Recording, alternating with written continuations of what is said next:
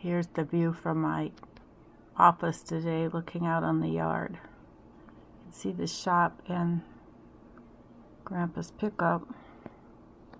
It's hard to see the silos and the Grandpa's little ash trees out there.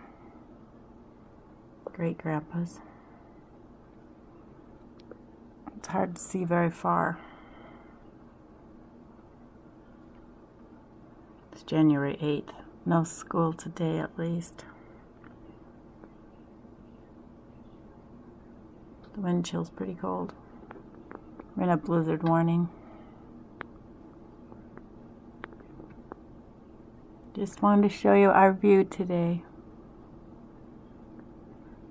I feel sorry for the little birds coming, trying to hang on the feeder and eat. There were 3 blue jays and a little downy woodpecker. And the sparrows. Talk to you later. Grandpa's out in the shop.